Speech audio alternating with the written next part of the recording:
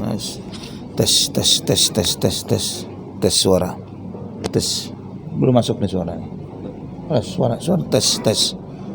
La yusma'na.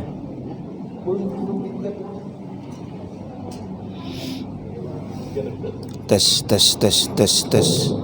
Nah. Zen. Kita mulai ibu-ibu. Kita mulai. Mati nih. Oh ya, nah. Kita mulai ya. Baik, bismillahirrahmanirrahim. Assalamualaikum warahmatullahi wabarakatuh. Alhamdulillahi rabbil alamin, wassalatu wassalamu ala asyrafil anbiya'i wal mursalin nabiyina Muhammadin wa ala alihi wa sahbihi wat tabi'in wa man tabi'ahum bi ihsanin ila yaumiddin. Qala Allahu jalla wa ala ya ayyuhalladzina amanu taqullaha haqqa tuqatih wa la tamutunna illa wa antum muslimun. Amma ba'd. Ibu-ibu saudariku rahimani wa rahimakumullah, alhamdulillah, segala puji bagi Allah Subhanahu wa taala Ar-Rahmanur Rahim atas segala limpahan nikmat yang Allah berikan bagi kita. Alhamdulillah, dengan rahmat dan kasih sayangnya kita di pagi hari ini dipertemukan oleh Allah Subhanahu wa taala di salah satu rumah Allah, di majlis ilmu, untuk saling tawasau bil haqqi dan tawasau bis sabr, untuk saling menasihati dengan kebenaran dan saling menasihati dengan kesabaran. Alhamdulillah, ini temanya halal bihalal, Bu ya. Betul. Untuk silaturahim para ibu yang ada, Masya Allah, tabarakallah. Jadi pertemuan perdana setelah Ramadan selesai. Ini baru pertemuan perdana dan alhamdulillah, insya Allah tema yang ingin saya angkat pada kesempatan pagi hari ini adalah jangan menjadi orang yang lalai. Ya, kenapa kita membahas ini adalah karena ketika kita di bulan Ramadan kita diberi oleh Allah Subhanahu wa taala kesempatan untuk beribadah yang luar biasa. Kesempatan yang Masya Allah, kita bisa memiliki semangat yang dahsyat menjalankan ibadah puasa 1 bulan penuh. 1 bulan penuh kita menjalankan ibadah puasa, dan kita bandingkan ketika di luar Ramadan, jangankan setiap hari puasa, kita mencoba misalnya puasa 1 hari puasa 1 hari tidak. Puasa apa itu? Puasa Daud alaihissalam. Ada yang biasa merutinkan puasa Daud di sini. Ya, susah banget ini puasa Daud. Padahal cuman separuhnya puasa Ramadan. Ya, puasa Daud ini separuhnya Ramadan. Jangankan puasa Daud, Senin Kemis saja Masya Allah susah untuk istiqamah. Nah, kita melihat bagaimana Allah memberikan kemudahan kepada kita di bulan Ramadan, bisa tiap hari puasa dengan mudah. Kemudian sholat malam, tarawih. Berapa sering Ustadz itu ditanya, Ustadz kalau saya sudah selesai sholat tarawih, ntar malam pengen tahajud, boleh tidak Ustadz? Masya Allah. Ini pertanyaannya, waktu malam Id kemarin ada yang sholat malam nggak? Waktu malam Id udah kelupaan, udah lupa nih malam Id udah nggak sholat malam. Ya, jadi banyak yang terlewat, padahal sholat malam ini adalah ibadah sepanjang tahun. Demikian pula baca Quran di bulan Ramadan, Masya Allah bisa khatam 2, 3, 4 kali dalam bulan Ramadan. Tapi selepas Ramadan sama sekali sudah tidak membaca Al-Quran, lupa. Ya, sampai gimana terakhir kemarin Ramadan, sampai di mana bacaan terakhirnya udah kelewat. Ya, dan banyak lagi kebaikan-kebaikan di bulan Ramadan yang kemudian kita, tidak sedikit dari kita yang kemudian melalaikannya, sehingga balik kepada kondisi awal. Sebelum Ramadan menjadi orang yang lalai, setelah Ramadan, selesai Ramadan balik lagi lalai. Padahal juga banyak yang bertanya, Ustaz, kalau boleh tahu seperti apa sih orang yang ciri orang yang Ramadannya keterima?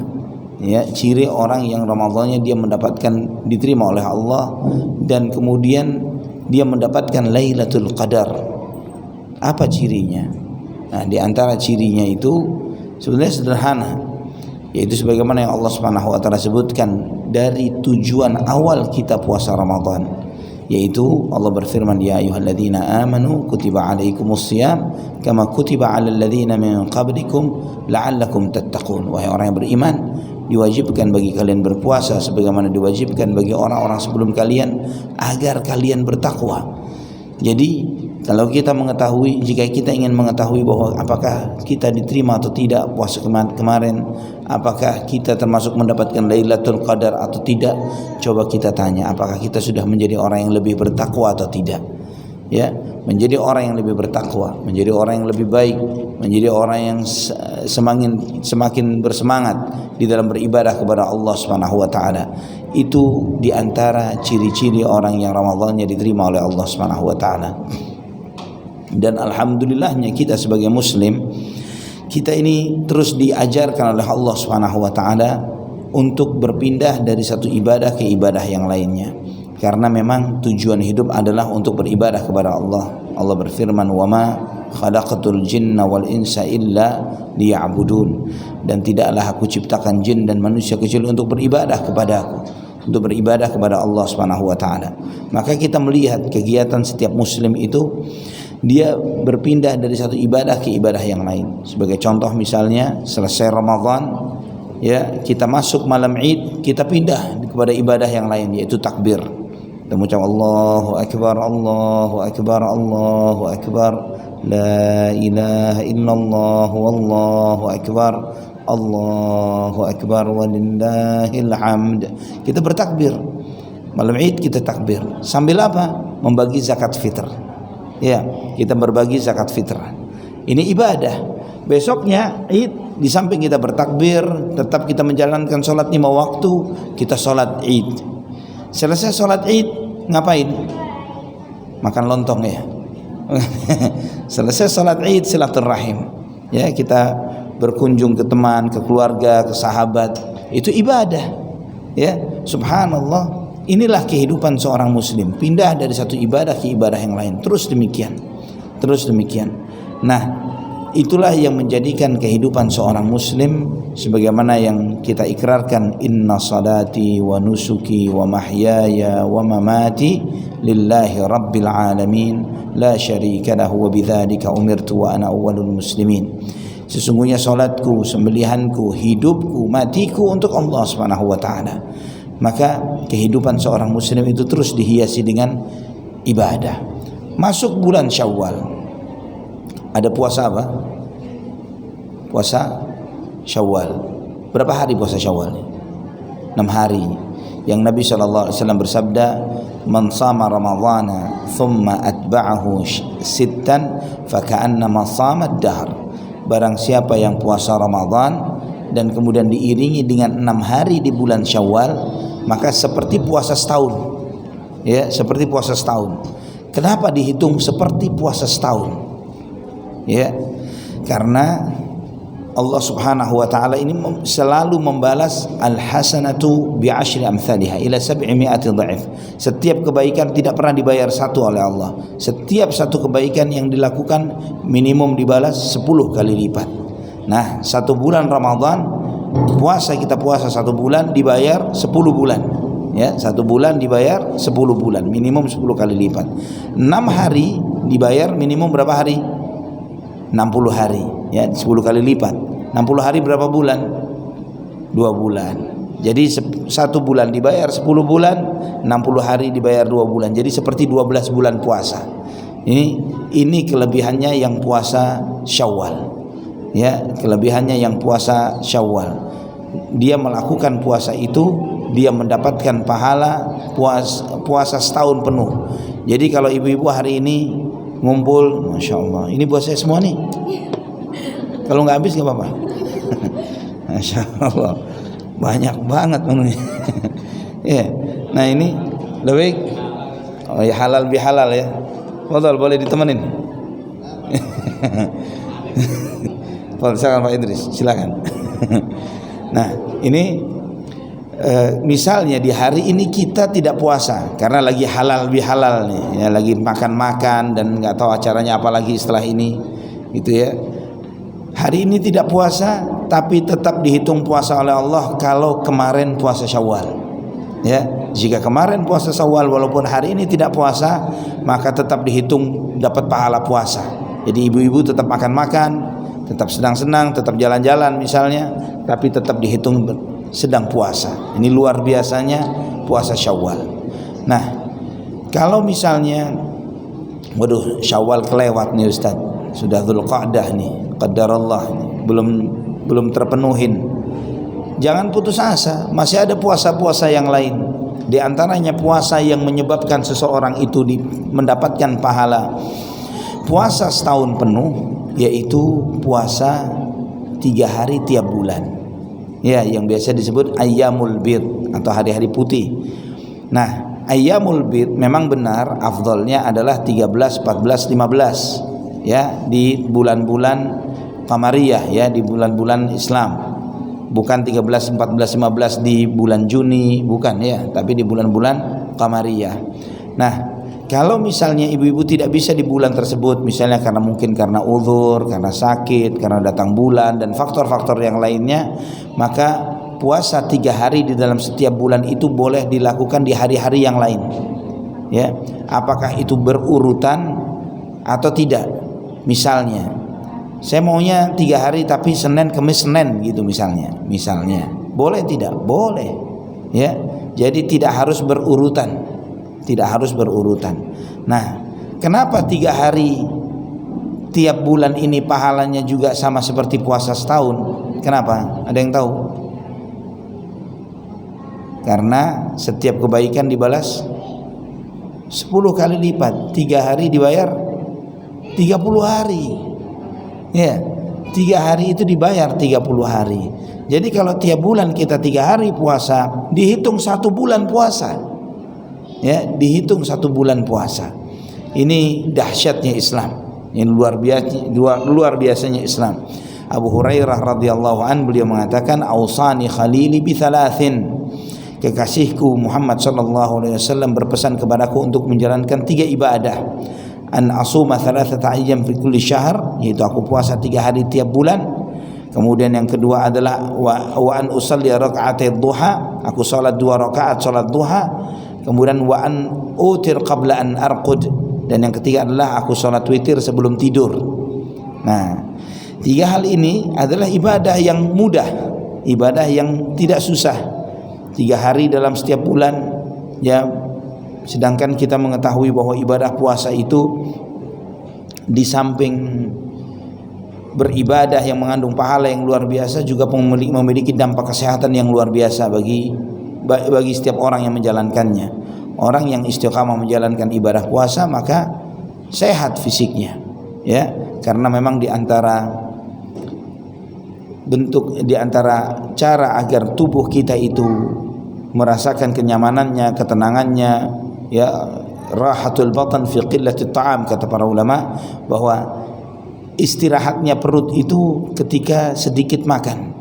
Ya, istirahatnya perut itu ketika sedikit makan. Dan seburuk-buruknya tempat yang diisi adalah perut kita. Kata Nabi sallallahu alaihi wasallam, "Ma mala ibnu Adam wi'aan syarran min batnin." Tidaklah anak Adam itu memenuhi suatu wadah yang lebih buruk ketimbang memenuhi isi perutnya. Ya, ketika orang pengen kenyang, sehingga akhirnya penyakit yang banyak beredar di zaman kita ini adalah penyakit kelebihan gula, kelebihan kolesterol, kelebihan tensi darah, kelebihan bukan kekurangan, ya, kelebihan karena kebanyakan. Dulu ibu pernah tahu kan Nabi SAW mengganjal perutnya dengan apa? Mengganjal perutnya dengan batu karena apa? Kelaparan, ya kan?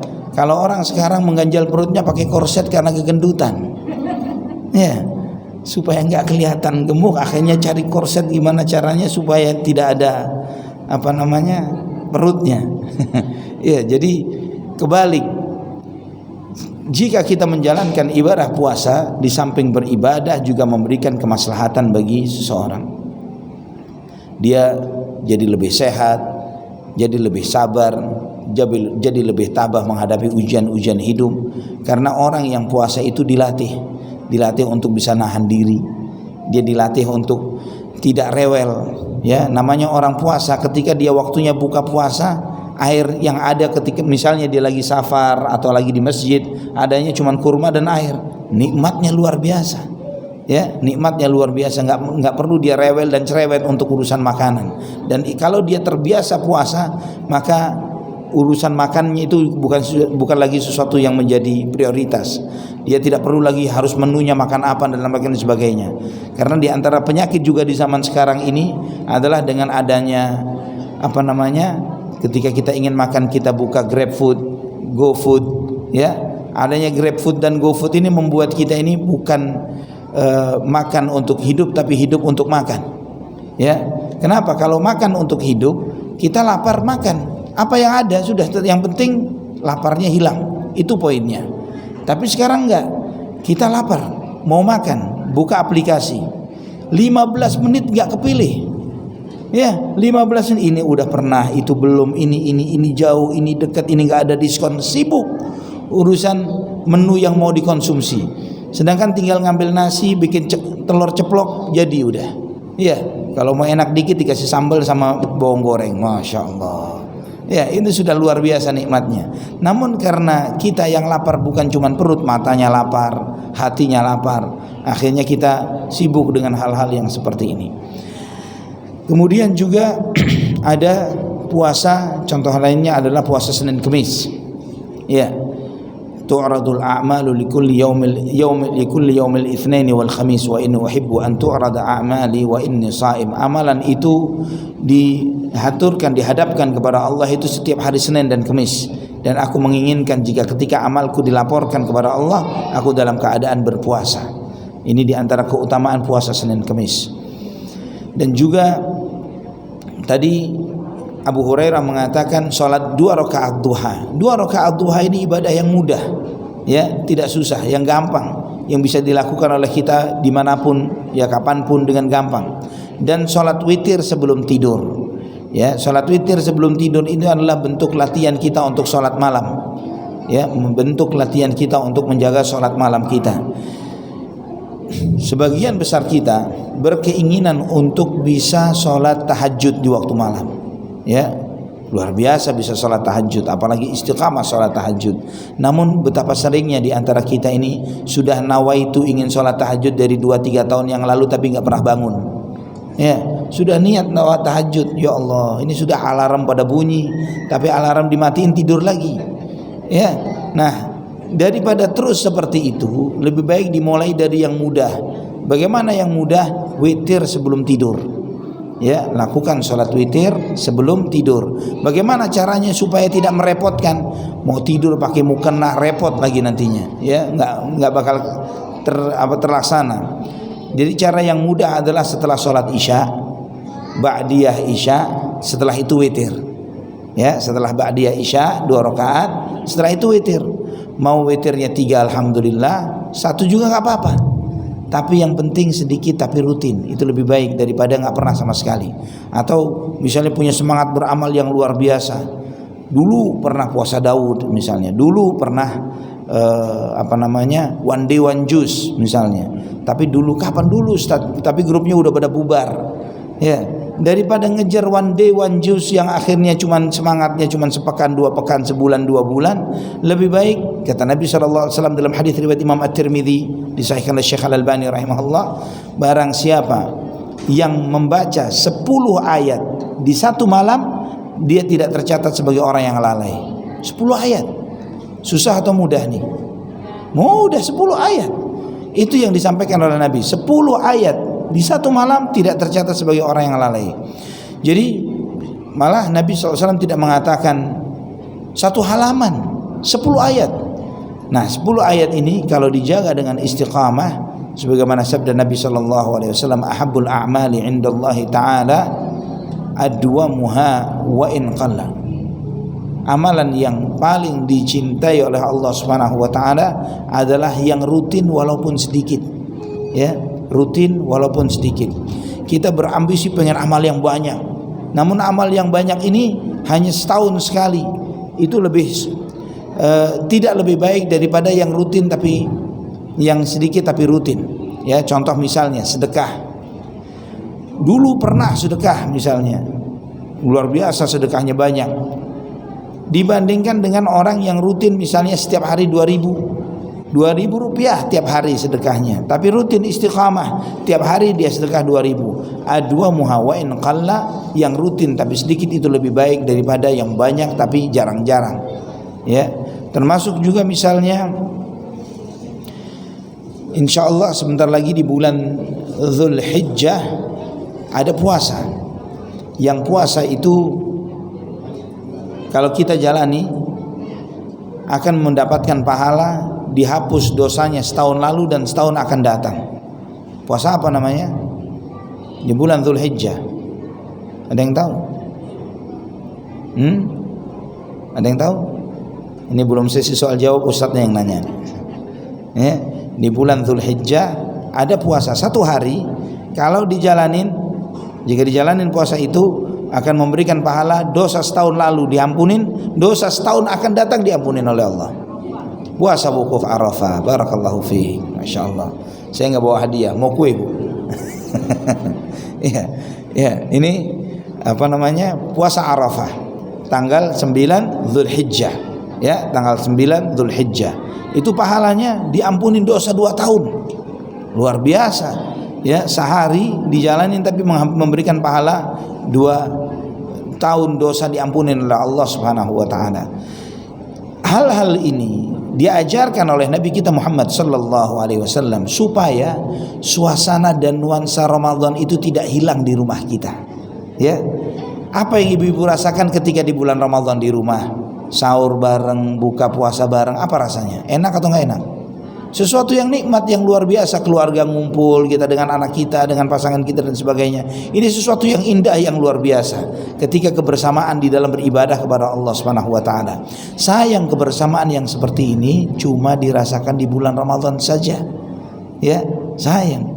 Rasakan itu di sepanjang tahun. Maka itu akan memberikan keberkahan bagi rumah tangga kita. Ini kebaikan yang dahsyat, yang luar biasa.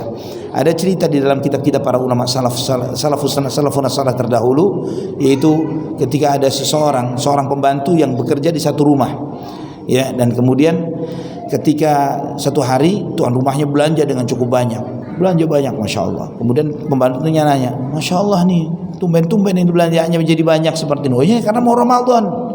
Kalau mau Ramadan, ketika Ramadan biasanya belanjanya bertambah atau berkurang, Bu?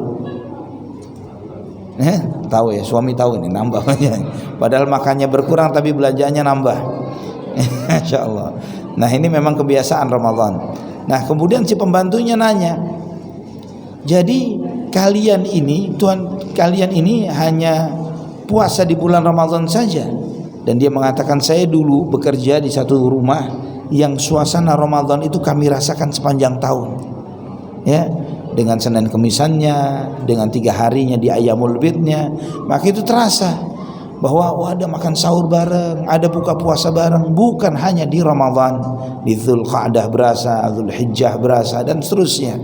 Inilah tujuannya supaya rumah tangga itu terus dijaga keberkahannya oleh Allah Subhanahu wa taala.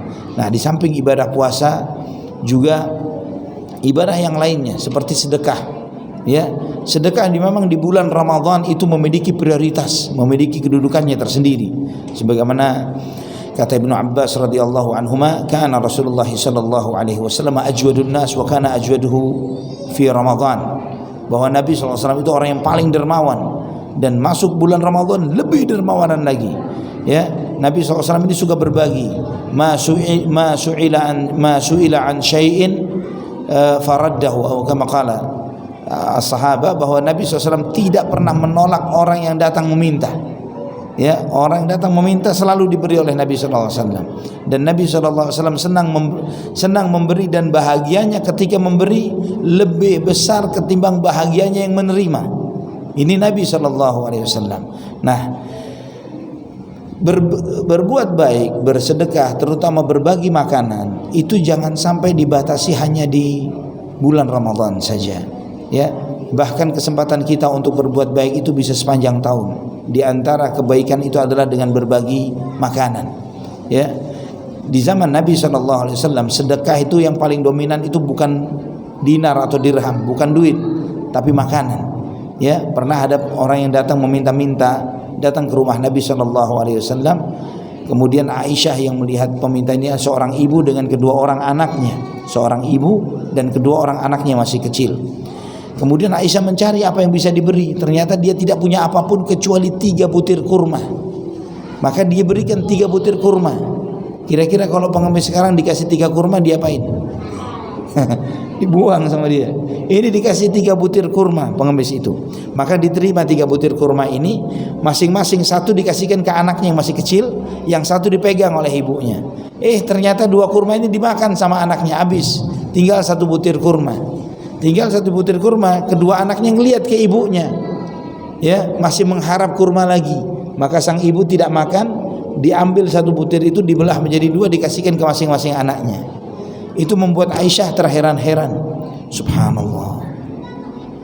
Dan ketika Nabi SAW datang, disampaikanlah hal itu kepada Rasulullah SAW. Kemudian Nabi SAW menyampaikan, ama ta'jabin laqad rahimahallah, apakah kamu tidak heran? Sesungguhnya Allah Subhanahu wa taala telah merahmati ibu tersebut karena ibu itu menyayangi kedua anaknya. Ya, dia terima 3 kurma yang harusnya 1 untuk dia, tapi yang 1 yang jatahnya itu dibelah 2 dan kemudian diberikan kepada kedua anaknya. Karena sayangnya sang ibu kepada kedua anaknya, Allah merahmati ibu tersebut dan anak-anaknya. Ini juga Nabi SAW pernah bersabda, ittaqillaha walau bisyiqqi tamratin. Ya, bertakwalah kamu kepada Allah walaupun sedekah separuh kurma. Ya, kita punya 1 kurma, separuhnya kita makan, separuhnya kita sedekahin, itu bisa menjauhkan seseorang dari api neraka. Subhanallah. Nah, bagaimana jika ibu-ibu misalnya tiap hari, sebagian para ibu-ibu yang masak ini tidak pernah atau jarang masak ukurannya persis, artinya takarannya persis dengan yang dibutuhkan. Misalnya 2 orang anggota rumah tangganya, masaknya persis 2 orang habis. Setahu saya sih nggak pernah yang seperti itu. Pasti ada lebihnya, entah itu nasinya, entah itu lauknya. Maka ketika kebiasaan bersedekah makanan ini dibiasakan, mungkin ibu-ibu perlu punya box yang biasa dipakai untuk box nasi itu, yang untuk ketika kita beli nasi di seperti Hokben dan yang semisalnya, ya, punya box yang seperti ini, sehingga ketika ada kelebihan masakan langsung ditempatin di box itu. Turun ke bawah apartemen, ada orang yang ngumpulin sampah, Pak, ada security, kasih. Ada orang peminta-minta, kasih. Jadi tidak sampai ada makanan basi yang dibuang. Karena makanan basi yang dibuang itu apa? Mubadzir. Mubadzir ini ancamannya berat. Innal mubadzirina kanu ikhwana syayatin. Mubadzir, orang-orang yang suka mubadzir itu saudaranya setan. Ya, berapa banyak di antara kita ini gedein kulkas. Ya, kulkas setengah pintu nggak cukup, minta yang 1 pintu. 1 pintu nggak cukup, 9 pintu. Ya, Masya Allah. Ya, tapi ternyata ada kegiatan rutin yang menyebabkan harus buangin isi kulkas karena sudah pada basi. Ya, karena nggak ketahuan ada di dalam kulkas sudah sekian lama. Ya, akhirnya Allah dikeluarin pada basi semuanya. Benar Bu ya? Kayaknya berasa begitu ya. Nah, ini karena anak juga sering mengingatkan yang di rumah supaya jangan sampai yang seperti itu. Keluarkan, jangan minta belanjanya giat tapi ngeluarin yang di dalam kulkas ini tidak secara rutin sehingga menyebabkan banyak yang basi, akhirnya beli untuk ditaruh di tempat sampah. Ya, sayang. Padahal itu bisa menjadi ajang pahala yang luar biasa, bersedekah. Nah, termasuk juga adalah membaca Al-Quran. Ya, memang bulan Ramadan bulan Al-Quran, tapi ibadah membaca Al-Quran ini ibadah sepanjang tahun. Al-Quran ini sebagaimana Allah Subhanahu wa taala tegaskan, kitabun anzalnahu ilaika mubarakun liyadabbaru ayatihi wa liyatadzakkara ulul albab. Inilah sebuah kitab yang sangat agung, yang sangat mulia, yang kami turunkan kepadamu, kitab yang penuh keberkahan, agar mereka mentadaburi ayat-ayatnya dan agar orang yang memiliki hati nurani mengambil pelajaran dari ayat-ayat tersebut. Ini menunjukkan bahwa kitab Al-Quran mubarak, kitab yang penuh berkah. Setiap kita berharap keberkahan. Siapa yang tidak berharap keberkahan di rumah tangganya, berharap keberkahan di hartanya, berharap keberkahan di anaknya, semua berharap keberkahan. Nah, jika kita berharap keberkahan, sumber keberkahan itu Al-Quran. Ya, kalau kita berharap keberkahan tapi jauh dari sumbernya, bagaimana bisa berkah? Ya, maka harus membaca Al-Quran tiap hari. Dan membaca Al-Quran sebagaimana Allah sebutkan dalam ayat tadi dalam surat Shad, liyadabbaru ayatihi waliyatadzakkara ulul albab, agar mereka mentadaburi ayat-ayatnya. Tadabbur itu mempelajari isinya, tahu kandungan ayatnya, dan agar orang-orang yang memiliki hati nurani mengambil peringatan dan pelajaran dari situ. Maka orang yang membaca Al-Quran, hidupnya ditata oleh Allah Subhanahu wa taala, tertata, rapi. Kenapa demikian? Karena Al-Quran ini adalah aturan hidup, pedoman hidup. Ya, Al-Quran itu adalah manual book ketika kita menjalani kehidupan di kehidupan dunia. Ketika ibu-ibu misalnya membeli peralatan elektronik, pabriknya pasti ngasih manual book. Ini cara menangani alat elektronik tersebut, bagaimana cara memakainya, bagaimana jika ada error dan yang lain sebagainya. Nah, supaya terpakai, ya maka harus dibaca. Bukan cukup dibaca, bukan cukup dihafalkan, tapi dipahami. Misalnya ibu beli sebuah produk, manual booknya pakai bahasa Cina, ya, kemudian kita anggap bisa baca, tapi tidak bisa mengerti maknanya. Terus saya hafal manual booknya, tapi tidak bisa dipakai, maka tidak akan memberikan manfaat. Al-Quran itu harus dibaca, dipelajari isinya, harus ditadaburi. Seorang muslim, setiap muslim yang menghadapi masalah dan ujian di dalam kehidupan, jika dia mengembalikan ujiannya kepada Al-Quran, maka urusannya akan beres. Urusannya akan beres. Semua masalah hidup, masalah dalam rumah tangga, masalah dalam bisnis, dan masalah dalam politik, masalah dalam kehidupan, semuanya diselesaikan oleh Allah Subhanahu wa taala di dalam Al-Qur'anul Karim. Ya, Al-Quran itu memberikan jawaban. Al-Quran itu kunci jawaban terhadap ujian-ujian hidup. Kunci jawaban. Ibu tahu kan, ketika anak-anak ibu lagi ujian, ya, guru di sekolah ngasih soal ujian. Kira-kira guru di sekolah itu sudah punya kunci jawaban terhadap soal-soal itu atau tidak? Punya atau enggak?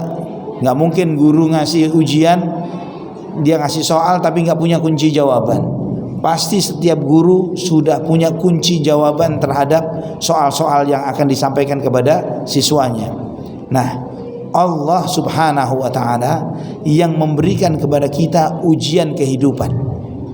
Allah sudah punya kunci jawabannya tidak? Pasti. Tidak mungkin Allah tidak punya kunci jawaban terhadap semua ujian yang kita hadapi. Kunci jawaban itu lebih hebatnya lagi kalau guru di sekolah kita minta, "Bu, Pak, anak saya besok ujian, boleh minta kunci ujiannya enggak, kunci jawabannya?" Dikasih enggak? Enggak bakalan, kecuali kalau nyogoknya gede. Ya, kalau nyogoknya gede ntar anak kasih apartemen ini di Basura misalnya. Masya Allah, ujian naikkan kelas dikasih apartemen. Ya, beda ceritanya. Namun hebatnya lagi, Allah Subhanahu wa taala memberikan ujian kehidupan kepada kita, dan Allah memberikan kunci jawaban terhadap ujian-ujian itu. Apa kunci jawabannya? Apa? Al-Quran. Kunci jawabannya itu Al-Quran. Semua masalah rumah tangga, ada enggak solusinya di Al-Quran?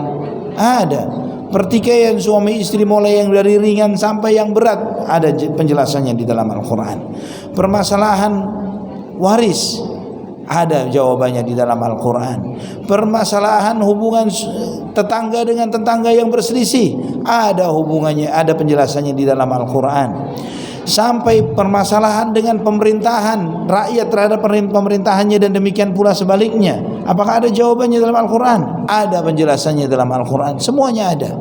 Tidak tahu cara beribadah yang benar, ada jawabannya di dalam Al-Quran. Semuanya. Bagaimana seseorang itu semestinya di dalam bertutur kata, bagaimana semestinya seseorang itu bersikap, bagaimana semestinya seseorang itu bertindak di dalam kehidupan, semuanya ada uraiannya di dalam Al-Quran. Ya, sampai urusan ke toilet pun ada penjelasannya. Benar kan? Bagaimana ke toilet, kaki kiri apa kaki kanan dulu? Kaki mana dulu? Masuk ke toilet kaki kanan. kiri dong. Keluar dari toilet baru kaki kanan. Masuk masjid kaki mana dulu? Kanan dulu. Nah, ada yang hafal nggak doa masuk masjid? Doa masuk masjid. Ada yang hafal? Doa keluar masjid. Nah, bismillah salatu wassalam masuk masjid. Bismillah salatu wassalam ala Rasulillah. Allahumma ftahli abwaba rahmatik. Jadi membaca basmalah, membaca salawat, bismillah, assalatu wassalamu ala Rasulillah. Kemudian Allahumma ftahli abwaba rahmatik. Ya, dengan nama Allah, salawat dan salam untuk Rasulullah sallallahu alaihi wasallam. Ya Allah, bukakanlah untukku pintu-pintu rahmatmu. Ini ketika masuk masjid. Ketika keluar dari masjid, bismillah wassalatu wassalamu ala Rasulillah. Allahumma asimni minasyaitonir rajim. Jadi membaca bismillah dan salawat. Setelah itu, ya Allah, lindungi aku dari setan yang terkutuk. Luar biasa. Ini doa yang diajarkan Nabi SAW ketika masuk masjid, ketika keluar masjid. Masuk toilet baca apa doanya? Bismillah saja. Ya, kemudian a'udzubillahi minal khubuthi wal khaba'ith. Harus hafal nih ibu-ibu. Apa enggak ada yang pernah masuk toilet di sini? Kan sering. Kalau sering masuk toilet harus hafal bismillah, Allahumma inna a'udzubika minal khubuthi wal khaba'ith. Karena apa? Kenapa kita diajarkan doa itu? Kata Nabi SAW, ketika seseorang ketika masuk toilet, masuk WC, dia baca basmalah dan berlindung kepada Allah dari setan laki-laki dan wanita. Setan dibuat buta oleh Allah sehingga tidak bisa melihat kita. Ya, mau dipelototin sama setan. Nah itu kalau nggak baca doa, dipelototin setan, diliatin sama setan dari ujung rambut sampai ujung kaki. Ya, namun ketika baca doa masuk toilet, setan nggak bisa ngelihat kita. Ya, keluar dari toilet membaca ghufranak, aku memohon ampunanmu ya Allah. Ya, ini doa-doa yang diajarkan Nabi kita Muhammad sallallahu alaihi wasallam ketika masuk masjid, keluar masjid, hendak makan, selesai makan, berpakaian dan yang lain sebagainya, masuk rumah, keluar rumah, adalah doa-doa yang membuat kita tidak menjadi orang yang lalai. Ya, zikir dan doa ini diajarkan begitu lengkapnya. Ya, di samping ketika masuk rumah misalnya kita mengucapkan salam, assalamualaikum warahmatullahi, membaca basmalah. Karena ketika seseorang mengucapkan salam kepada keluarganya, di samping keberkahan dari doa salam itu sendiri, bismillah yang diucapkan seseorang ketika masuk rumahnya akan membuat syaitan itu tidak bisa masuk ke rumah kita. Ya, namun ketika masuk rumah nggak pakai basmalah, setannya dapat masuk juga. Ya, kemudian ketika makan baca bismillah, setannya nggak dapat makan kita. Namun ketika tidak baca bismillah, setannya ikut makan. Jadi ketika seseorang itu masuk rumahnya nggak baca bismillah, setan ngomong sama teman-teman yang lain, ada kos-kosan gratis. Ya, kita bisa ngekos gratis di rumah ini. Karena yang punya rumah masuk rumah nggak baca bismillah, kita bisa masuk. Terus ketika orangnya nggak baca bismillah waktu makan, bukan cuma dapat kos-kosan, dapat jatah makan kitanya. Ya, dapat makan gratis, dapat tempat tinggal gratis. Namun ketika seorang itu baca basmalah ketika masuk, membaca bismillah ketika dia makan, maka setannya tidak bisa masuk rumah kita dan tidak ikut makan dengan apa yang kita konsumsi. Ini di antara keberkahan-keberkahan berzikir, menyebut nama Allah Subhanahu wa taala di dalam setiap kegiatan dan aktivitas kita. Jika untuk melakukan hal-hal baik saja, misalnya seperti masuk masjid, baca doa, membaca Al-Quran diawali dengan ta'awudz, a'udzubillahi minasyaitonir rajim, maka apalagi dengan urusan-urusan yang sifatnya mubah, yang kita tidak 100% nilainya, tidak 100% bernilai suatu ibadah. Misalnya keluar rumah, ingin mengantar anak sekolah, atau ingin belanja ke pasar, atau yang lainnya. Keluar rumah doanya apa nih? Bismillahi tawakkaltu 'ala Allah, la haula wala quwwata illa billah. Ya, ini baca doa keluar rumah. Doa keluar rumah ini ketika seseorang membacanya, dikatakan kepada orang tersebut hudita wa kufita wa wuqita wa tanaha anhu syaitan. Dikatakan kepada orang tersebut, kamu telah diberi hidayah, engkau telah diberi perlindungan dan diberi kecukupan, dan setan tidak berani mendekat kepada orang tersebut. Ketika seseorang keluar rumah, godaannya luar biasa. Banyak godaan di luar rumah, banyak upaya untuk menyesatkan, merusak. penjambretan, pencurian dan yang lain sebagainya, musibah, cobaan, kecelakaan dan lain sebagainya. Namun ketika seseorang itu berzikir, meminta perlindungan kepada Allah, bertawakal kepada Allah, maka Allah Subhanahu wa taala akan memberikan perlindungan kepadanya. Juga ada doa yang diajarkan Nabi sallallahu alaihi wasallam namun lebih panjang lagi. Allahumma inni a'udzubika min an udhilla aw udhalla aw azilla aw uzalla aw azlima aw uzlama aw ajhala aw yajhala alayya. Ini salah satu doa yang diajarkan Nabi ketika keluar rumah. Dan ibu-ibu rahimani wa rahimakumullah, apa yang diajarkan oleh Nabi kita Muhammad sallallahu alaihi wasallam, yang kita pelajari dari Al-Qur'an, yang kita pelajari dari hadis Nabi sallallahu alaihi wasallam, semuanya itu ketika kita amalkan akan memberikan keberkahan, memberikan cahaya. Ya, seseorang itu, kita ini jangan sampai hidup kita itu hanya fokus untuk urusan dunia saja. Ya, karena fokus urusan dunia tidak akan membuat dunia seseorang itu semakin banyak. Malah sebaliknya akan membuat seseorang itu menjadi miskin gara-gara dia sibuk mikirin dunianya. Kata Nabi SAW dalam hadis yang diriwayatkan Imam At-Tirmidzi, man kanatil akhiratu hammahu ja'ala Allahu ghinahu fi qalbihi wa jama'a lahu shamlahu wa ya'tihi ilaihi ad-dunya wa hiya raghimah.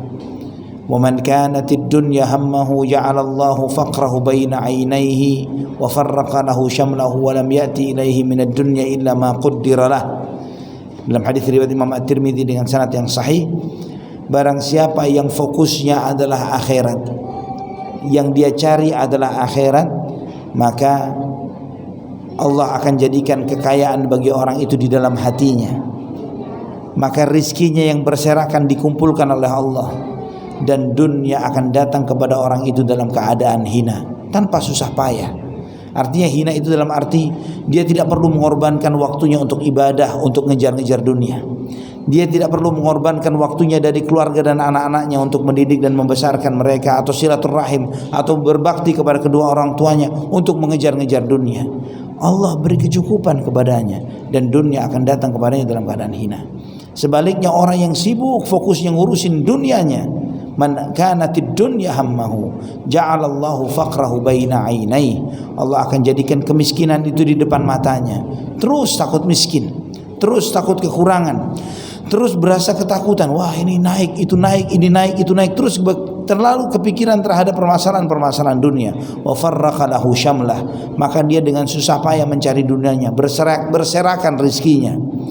Walam ya'tihi minad dunya illa ma qaddiralah, dan dunia tidak datang kepadanya kecuali apa yang telah dijatahkan.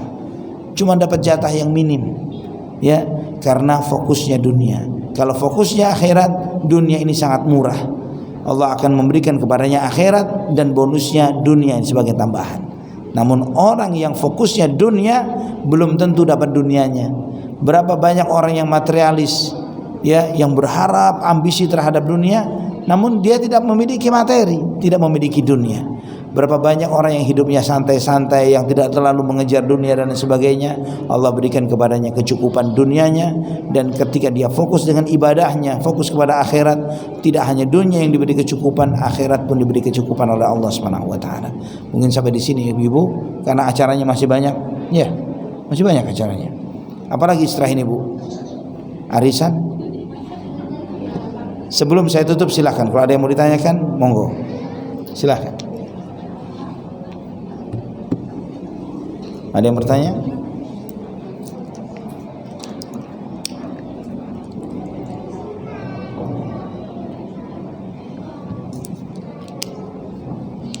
Silahkan.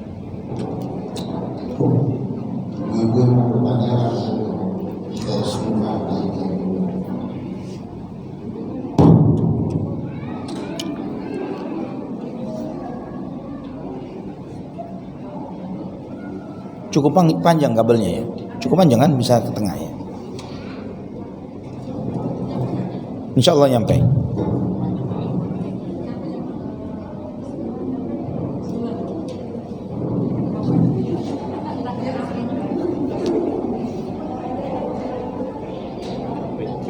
Nyampe kan ya? Set. Waalaikumsalam warahmatullahi wabarakatuh. Nah.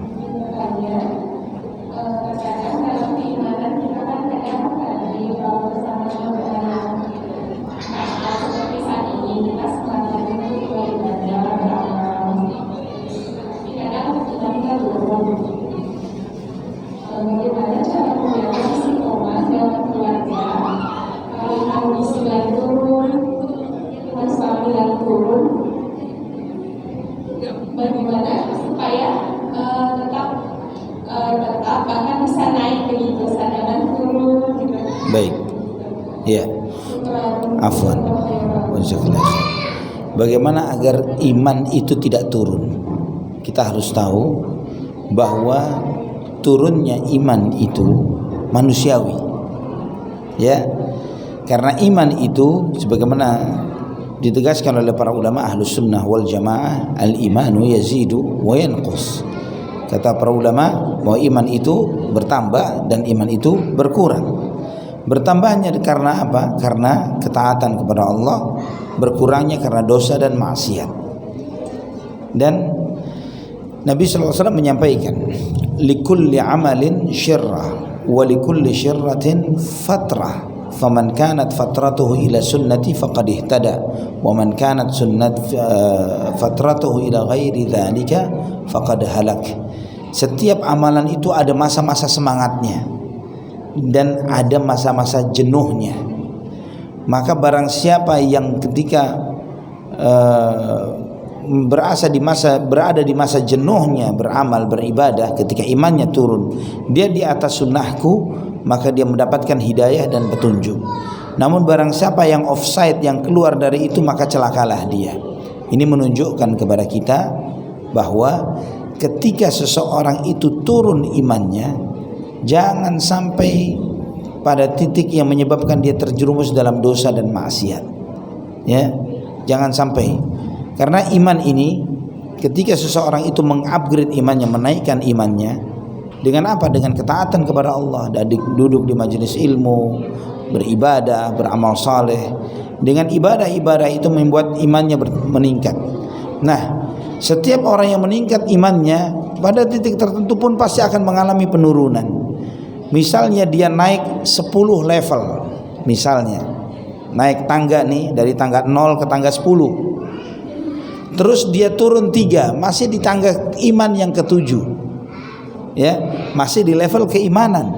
Jangan sampai misalnya dia naiknya 5, turunnya 8, ya, naiknya 5 level, turunnya down, imannya habis, ya. Jangan sampai seperti itu. Itu yang dijaga, bukan bagaimana caranya supaya iman itu tidak menurun. Ini tidak mudah.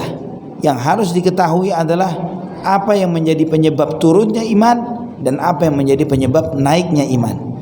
Terus apa yang kita lakukan setelah tahu? Yang kita lakukan adalah dengan menghilangkan atau mengurangi sebab-sebab menurunnya iman dan kemudian memaksimalkan sebab-sebab naiknya iman. Dengan cara itu, maka ketika iman itu mengalami penurunan, mungkin karena kondisi, karena keadaan, karena ujian-ujian hidup yang terkadang sebagian orang itu menjadi terlalu berat menghadapi ujian-ujian tersebut, maka downnya imannya tidak sampai kepada level yang membuat dia berbuat maksiat, apalagi sampai kufur kepada Allah Subhanahu wa taala. Wallahu a'lam bishawab. Ada lagi yang tanya kan?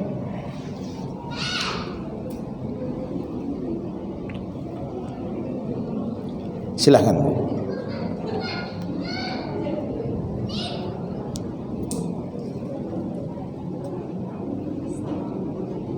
Waalaikumsalam warahmatullahi wabarakatuh. Pak Ustaz, saya boleh bertanya tentang iman juga, di mana saya pernah mau menjalankan ibadah puasa sunnah, tapi di mana saya selalu istiqomah, sampai saya mengizinkan ada ibadah selalu diputarangi makannya di luar puasa wajib dan puasa sunnah.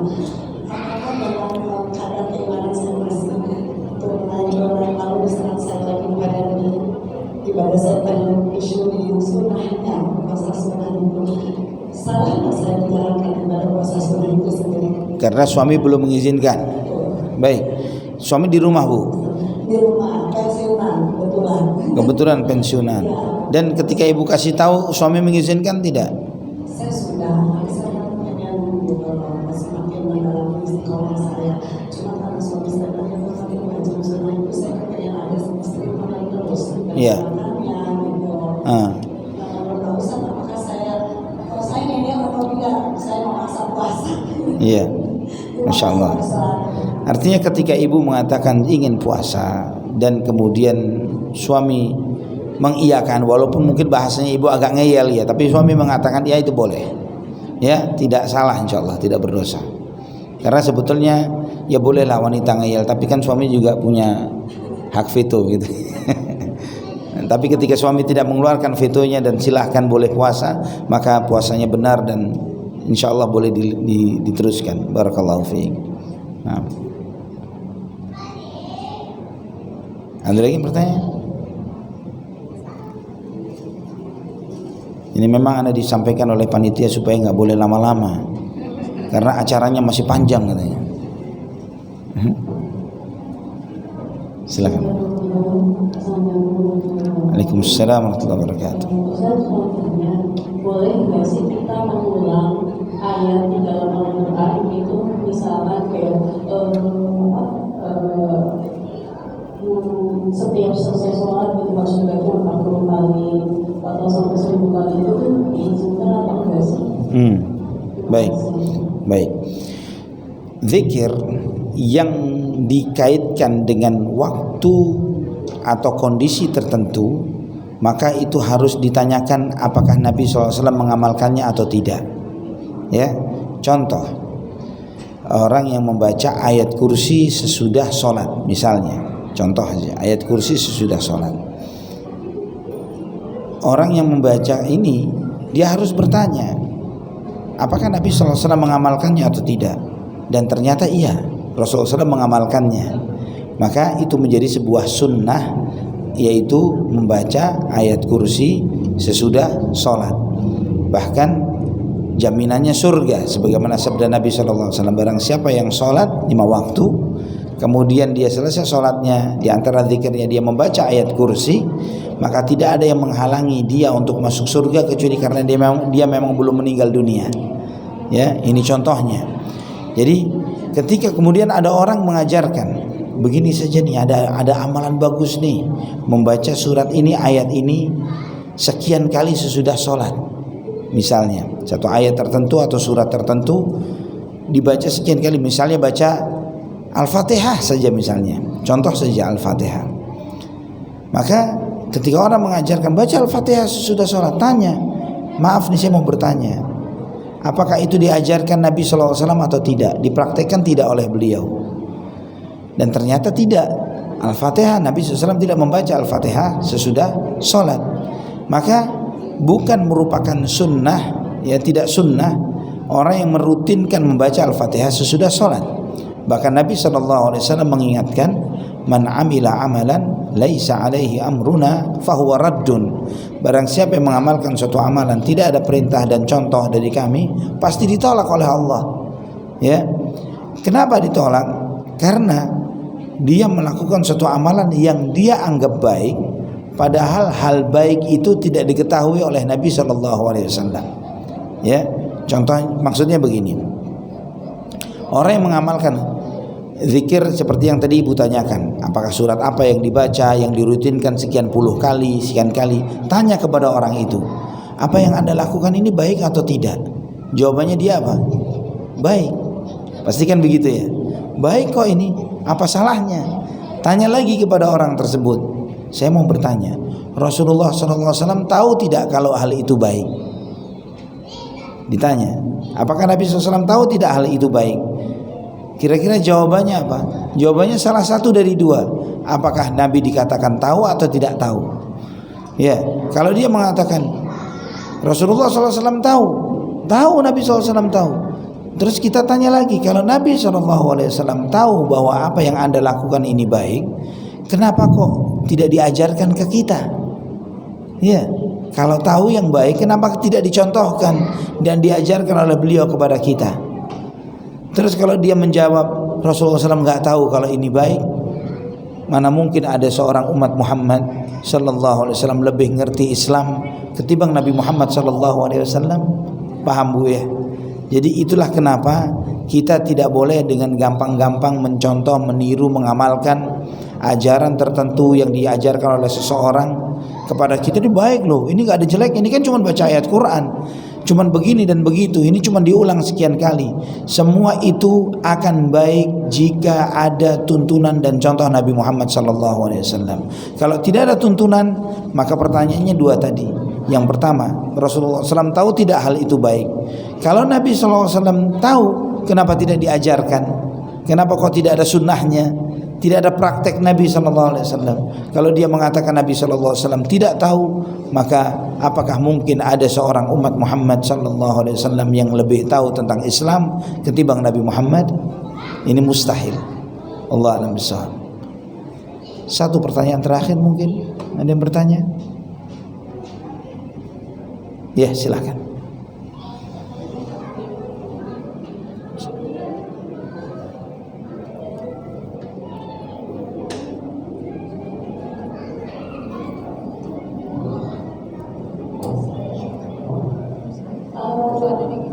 Bagaimana sikap kita ketika keadaan ini tidak sesuai dengan apa yang kita harapkan di hidup kita? Kita ini bisa berdoa sama apa yang kita sama apa yang Sikap kita jika keadaan ini tidak sesuai sama harapan kita. keadaan hari ini tidak sesuai dengan harapan kita. Oke, baik. Apa yang harus dilakukan? Nabi SAW mengajarkan kiat-kiat sukses dalam hidup. Di antara yang beliau ajarkan dalam salah satu hadis yang sahih dalam Sahih Muslim, ihris ala ma yanfa'uka wasta'in billah wa la ta'jaz. Wa in asabaka syai'un fala taqul law anni fa'altu lakana kadza aw kadza, walakin qul qaddarallahu ma syaa fa'ala fa inna law taftahu amala syaitan. Kata Nabi SAW, kiat agar seseorang itu sukses dalam kehidupannya dunia maupun akhirat, beliau mengajarkan fokuslah kamu untuk apa yang manfaat untukmu. Ini yang pertama, fokus untuk hal yang positif dan bermanfaat. Ya, orang itu seringkali tidak sukses dalam sesuatu karena seringkali tidak fokus. Ya, tidak fokus, terbagi fokusnya kepada banyak hal. Kemudian yang kedua, wasta'in billah, mintalah pertolongan kepada Allah, minta tolong kepada Allah, beribadah. Kemudian yang ketiga, wala ta'jaz, jangan pernah kendur, jangan pernah gampang putus asa. Ya, jangan lagi baru coba bisnis tertentu, jualan gorengan misalnya, hanya karena satu faktor sepi misalnya, karena memang lagi musim libur atau apa, udah gagal, coba lagi yang baru, gagal, coba lagi yang baru, gagal. Ini tidak memiliki pertahanan. Harusnya tidak mudah putus asa. Jangan mengatakan suatu usaha itu dia gagal dalam usaha itu kecuali dia telah mencoba seluruh siklus dari usaha ini, pernah berhasil, pernah gagal, bangkit lagi. Itu mengalami siklusnya usaha ini pasti. Tidak ada usaha yang selalu berhasil 100%, nggak ada ceritanya. Mau bisnis apapun itu, mau bisnis yang kecil, mau yang sangat besar di muka bumi, nggak ada ceritanya untung terus, nggak ada. Ya, pasti mengalami kemerosotan, penurunan, kegagalan. Ya, maka jangan pernah kendur ketika menghadapi hal-hal yang tidak sesuai dengan keinginan. Kemudian Nabi SAW menyampaikan, dan jika kamu ditimpa sesuatu yang tidak sesuai dengan apa yang kamu harapkan, jangan pernah kamu mengatakan, andai kata begini, ini saya bakal menjadi begitu. Jikalau begini, pasti akan begitu. Andai kata saya tidak bisnis ini, kan duitnya nggak hilang. Andai kata saya tidak invest di situ, jadi nggak begini. Andai kata saya nggak berpartneran dengan si fulan, kan dia jadi seperti itu. Andai kata bukan kamu suamiku misalnya, ya, mengatakan andai kata dan jikalau ini akan menyebabkan seseorang itu tidak syukur nikmat, malah jadi kufur nikmat dan nyalahin orang. Tidak ada pelajaran untuk dirinya. Itulah kenapa Nabi di akhir hadis mengatakan fa inna lau taftaha amala syaitan, karena perkataan jikalau dan andai kata itu membuka pekerjaannya syaitan. Apa yang harus dilakukan? Walakin qul qaddarallahu ma syaa fa'al. Ini sudah yang Allah takdirkan. Apa yang Allah kehendaki itu yang terjadi. Takdir Allah. Ya, Allah ingatkan tentang takdir itu, tujuan utamanya likai la ta'sau 'ala ma fatakum wa la tafrahu bima atakum. Supaya kamu tidak kecewa terhadap apa yang luput dari tanganmu dan supaya kamu tidak terlalu bangga terhadap apa yang kamu miliki. Ya, kalau kita mengejar sesuatu ternyata tidak kita dapatkan, jangan sampai kecewa dan putus asa, karena ini sudah takdirnya Allah. Pun kalau sudah dimiliki dan dia sudah mempunyainya, jangan terlalu bangga karena ini kerjaan saya yang hebat, saya yang buat rencana, saya yang begini dan begitu. Bukan, karena takdirnya Allah kamu mendapatkannya. Jadi tidak membuat orang itu menjadi putus asa, kecewa yang sampai harus dia gantung diri, harus dia lompat dari apartemen lantai berapa? Yang paling tinggi. Dan tidak harus dia nyoba baygon rasa jeruk dan yang semisalnya. Tidak perlu dia mencoba itu semuanya, dia tahu, sabar ya. Sekarang ini produsen obat nyamuk dikasih rasa sama dia, karena dia tahu yang doyan bukan cuma nyamuk, orang juga doyan ya. Tidak sampai kepada tahapan ini dan tidak membuat dia menjadi orang yang sombong dan tidak mau kenal orang, karena dengan iman kepada takdir dia tahu ini adalah takdir Allah, saya memilikinya, saya memiliki kekayaan ini atau ini dan sebagainya, atau ketika tidak memilikinya pun itu adalah juga karena takdir Allah. Mungkin ini kesempatan kita, ibu-ibu rahimani wa rahimakumullah, semoga kesempatan ini diberi keberkahan oleh Allah Subhanahu wa taala. Kita semakin mengenal agama kita, bahwa seseorang itu semakin kenal Islam, semakin mengerti ilmu agama, semakin bahagia hidupnya. Karena apa? Nabi SAW bersabda, man yuridillahu bihi khairan yufaqihu fid din. Jika Allah menginginkan kebaikan bagi seseorang, Allah akan membuat orang itu ngerti ilmu agama. Jadi semakin ibu paham agama, semakin hadir di majelis ilmu, semakin mengamalkannya, semakin bahagia hidupnya. Wallahu a'lam bishawab. Kita tutup dengan doa kafaratul majlis. Subhanakallahumma wa bihamdika asyhadu an la ilaha illa anta astaghfiruka wa atubu ilaik. Wassalamu alaikum warahmatullahi wabarakatuh.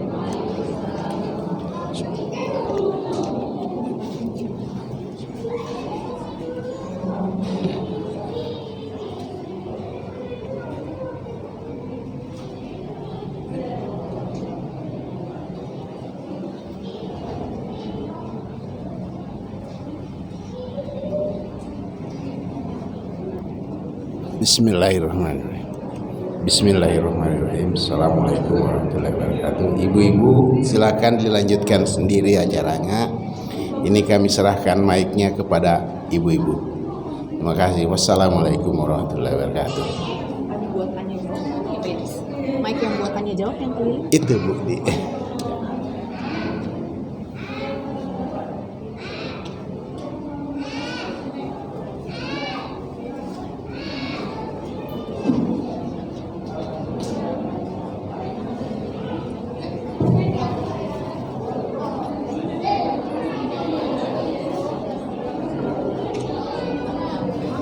Assalamualaikum warahmatullahi wabarakatuh. Ibu-ibu, sebelum kita mulai mungkin kita merubah posisi duduknya dulu. Bu Ita bisa dibantu. Berarti kita rubah posisinya dulu biar bisa lebih akrab duduknya. Melingkar. Mungkin mau manjat dari sana ke sini. Maksudnya kalau ke sana nanti ada yang di nanti. Duduknya melingkar ya ibu.